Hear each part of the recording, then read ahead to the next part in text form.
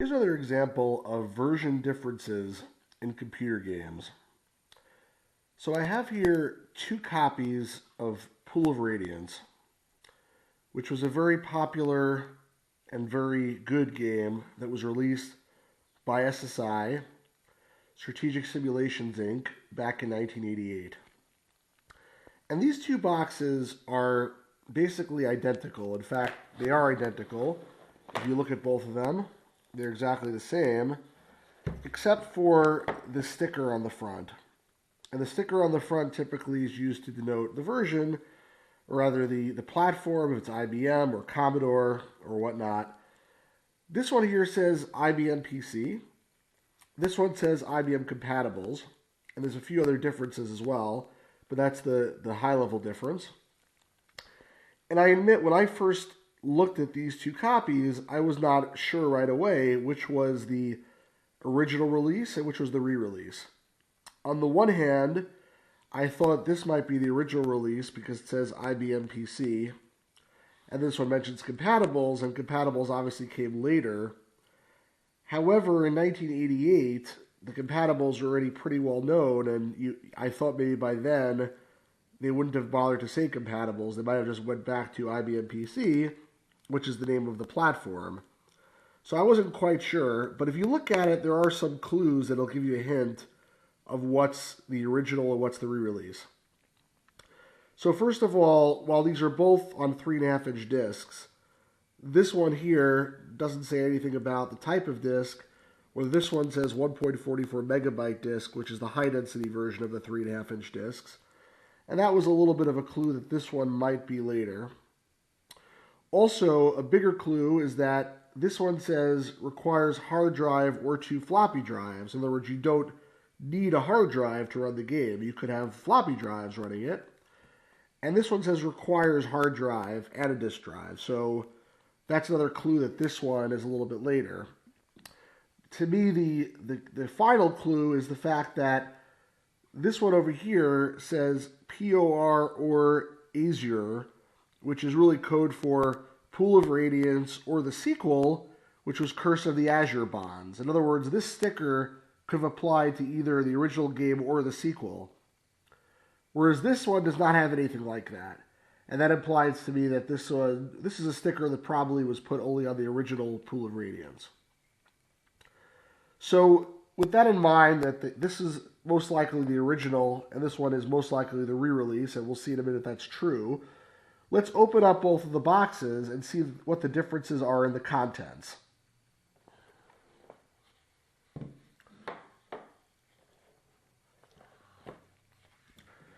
So the first thing we'll notice is that this one here, the re-release, has 1 disc, and the original has 2 discs. Now, let's explain that for a minute, because when you get this, you might first think that this one is missing a disc, because after all, there's 2 here and 1 here, and this one is labeled the same as this one, so it seems like maybe you're missing the second one. That's not the case, though, and I'll explain.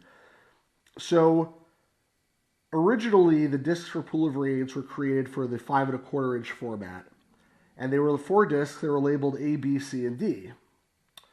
When the game was released on 3.5-inch discs, since 3.5-inch low-density discs are 720 kilobytes, and low-density 5.25-inch discs are 360 kilobytes, so the 3.5-inch discs can hold just about double the capacity of the 5.25-inch discs. Instead of 4 discs, only 2 discs are needed. So they labeled them discs. The first one they called, instead of just disc 1, they call it disc A and B to show that it's replacing discs A and B in the 5.25-inch version. And the second one they called disc C and D to show that it's replacing the discs C and D 3 and 4 in the 5.25-inch version. And that was actually important because since you could play the game from a floppy drive, in some cases, if you played from a floppy drive, it would say, okay, now put in disc C or put in disc B, and you need to know which of these 2 discs to put in. Now, in the reissue, there's only 1 disc because, as it says here on the cover, it's a 1.44 megabyte disc. In other words, a high-density 3.5-inch disc, which has about twice the capacity as a low-density 3.5-inch disc. So they were able to cram all this content, which originally was 4 discs, now 2, into the one. Unfortunately, they didn't bother to relabel it. They did actually change the color to green, but they didn't just call it Disc 1 or Discs A and B and C and D or something like that.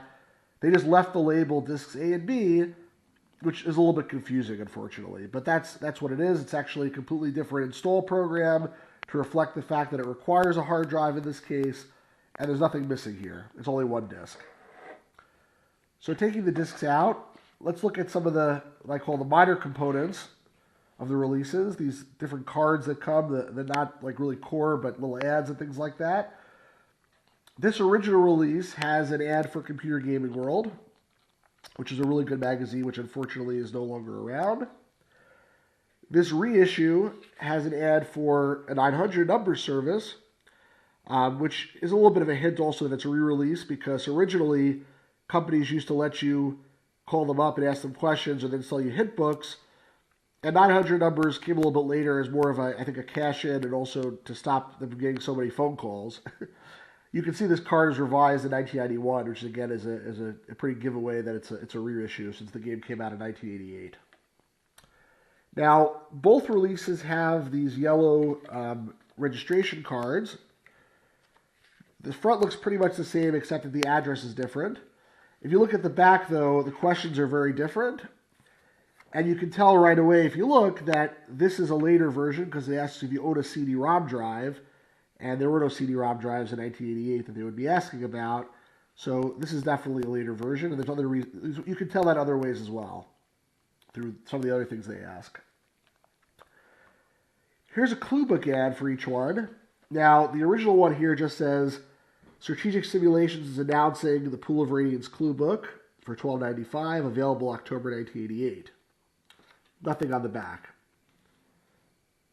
The reissue says that Strategic Simulations offers a full line of clue books. And if you look at the back, they list all the clue books that were available, including some that are only coming out at the end of 1992 for all their later games. So you can see pretty clearly this is a later version of the clue book ad. This original release also comes with an ad for the SSI newsletter, which may or may not have come with the reissue. It's not in this copy, but certainly came in the original one. And now we get down to catalogs. So the original release has this Summer 1988 SSI catalog with a picture of the Pool of Radiance cover art on the cover. You can tell it's definitely, it came out at the same time as the game did.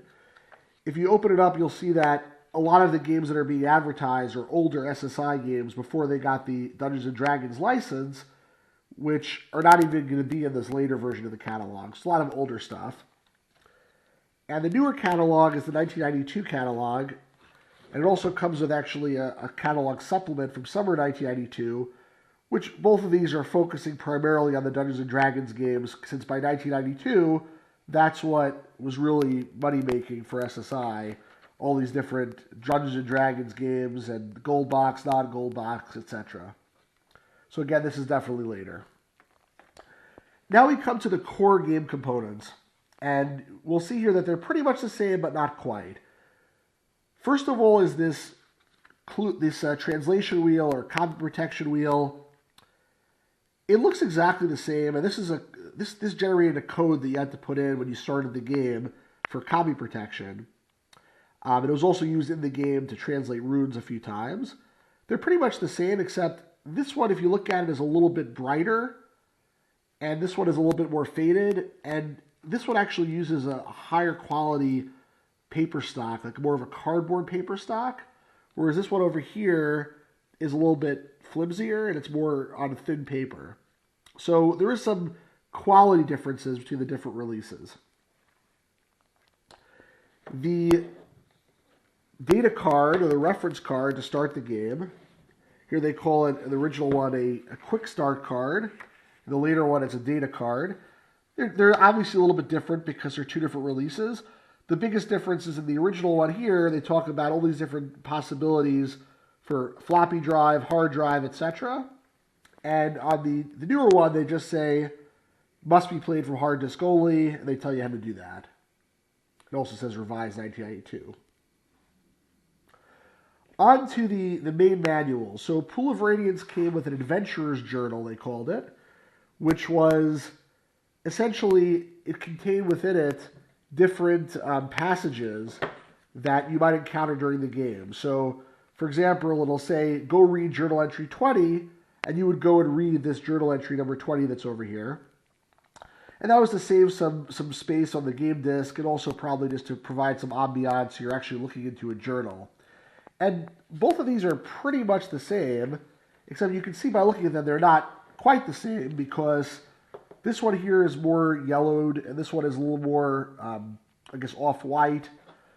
I think the pages on this one are slightly thicker, maybe, a little bit more, I guess, journal-like feeling. And this one is a little bit probably cheaper to produce, is my guess. So they probably went with a slightly cheaper version when they did the reissue. And that extends to the manual as well. You can see this by looking at it. I'm not going to open these, that the original manual was a gold color, just like the box, but the reissue, where it's pretty much the same on every respect, it's more of an off-white color. They probably saved a little bit of money on doing that, and it's not exactly the same as the reissue, as the original, excuse me. So, bottom line, we see that these two releases are somewhat different. There's nothing wrong with this reissue. It's not a slash release. It's not like a real budget release. It's very nice. You get one disc, which might be more convenient. You get a newer install program and things like that. But it's not the original. This one here is the original. I think the biggest plus is the slightly better quality code wheel. And again, this is supposed to be educational, so you know what you're getting. You know what to look for when you're buying, and you could be an informed consumer and collector. Well, I hope that was educational, entertaining, everybody, and have a good day.